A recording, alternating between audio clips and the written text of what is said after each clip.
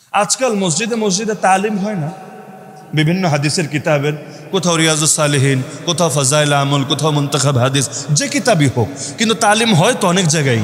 বরঞ্চ আমার জানা মতে বাংলাদেশের অধিকাংশ মসজিদেই কোন না কোনো কিতাবের, হাদিসের কিতাবের তালিম হয়। যখন তালিম হয় দেখবেন অনেকে তখন গাফলতি প্রদর্শন করে।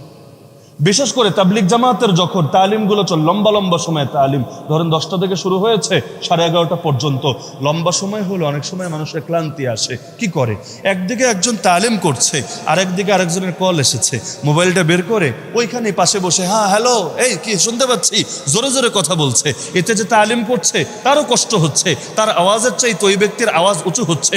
যদিও কেউ বুঝে করছে, বেশিরভাগ না বুঝেই করছে, কিন্তু বড় সাবধান, আয়াতের সঙ্গে কিন্তু সাংঘর্ষিক হচ্ছে, নিজের আমল হারানোর বড় ভয় আর আশঙ্কা আছে। এ কারণে আল্লাহর ওয়াস্তে সতর্ক হয়ে যান। ইমাম মালিক রহমতুল্লাহের মতো এত বড় ইমাম, আরে আমি আপনি মিলে তো তার পায়ের ধুলার সমান হব না। ইমাম মালিক রাহিমাহুল্লাহ একদিন হাদিসে 10 দিচ্ছিলেন, কিছুক্ষণ পর পর তার চেহারা লাল হয়ে উঠছিল, বোঝা যাচ্ছিল ভয়ঙ্কর কিছু ঘটছে, কিন্তু এদিক সেদিকও তাকাচ্ছিলেন না, আপন গতিতে দর্শ দিয়ে যাচ্ছিলেন। যখন দর্শ শেষ করলেন ছাত্ররা অবাক, উস্তাদ আগে তো কখনো এমন দেখি নাই, কিছু কি হয়েছে? এতবার বারবার আপনার চেহারা ভয়াবহ লাল হয়ে যাচ্ছিল। তিনি এবার পিঠ খুলে দেখালেন, যতক্ষণ হাদিস পড়াচ্ছিলেন পিঠে ভয়াবহ বিষাক্ত একটা বিচ্ছু বারবার দংশন করছিল, কিন্তু নবীর হাদিস তিনি পড়াচ্ছেন, সামান্য একটা বিচ্ছুর আঘাতের কারণে হাদিসের ব্যাপারে গাফেল হবেন, অমনোযোগী হবেন, বিচ্ছুর দিকে মনোযোগ দিবেন, এই হিম্মত তার হয় নাই, এই সাহস তার হয় নাই।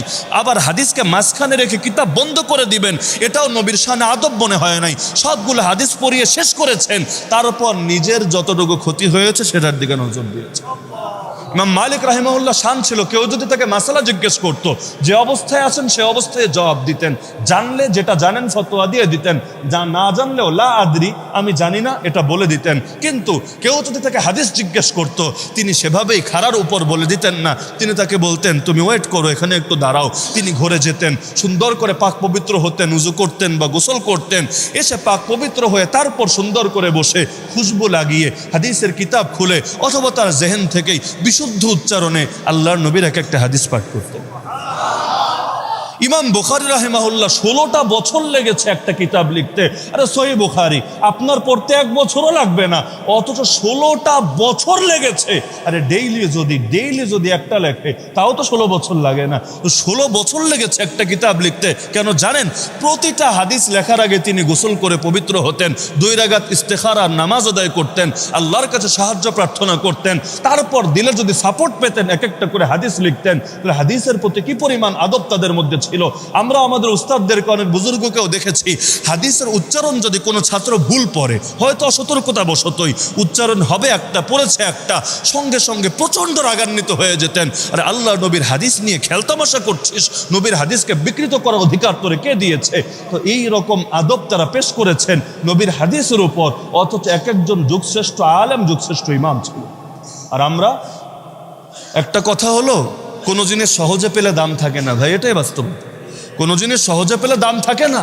16টা বছর পরে যখন হাদিসের কিতাব পড়তে যায়, সহিহ বুখারী, সহিহ মুসলিম, আবু দাউদ, তিরমিজি, নাসাই, ইবনে মাজাহ, মুওয়াত্তা মালিক, মুওয়াত্তা মুহাম্মদ, সেই কিতাবগুলো পড়তে যায়, দিলের মধ্যে হয়তো অনেক সময় আলাদা আবেগ কাজ করে। আরে দাওরায়ে হাদিসের এমন বহু তালিবুল ইলম আমরা দেখেছি, যারা 1 বছরেই আল্লাহ নবীর মহাব্বতে আর নবীর শানে দুরূদ পড়তে পড়তে নবীর স্বপ্ন দেখে ফেলেছে।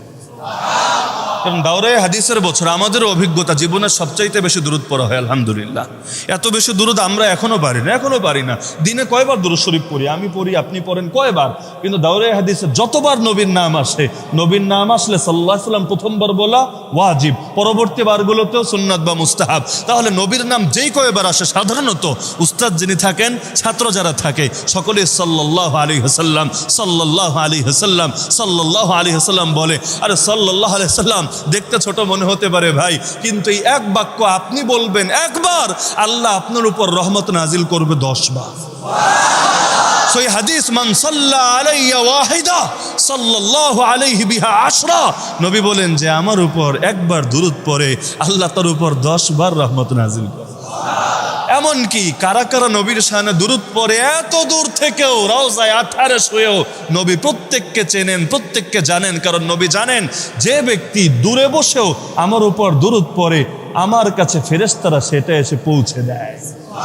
ইন্না লিল্লাহি মালাইকাতান সাইয়াহিনা ফিল আরদ ইউবাল্লিগুনি মিন উম্মতি আসসালাম।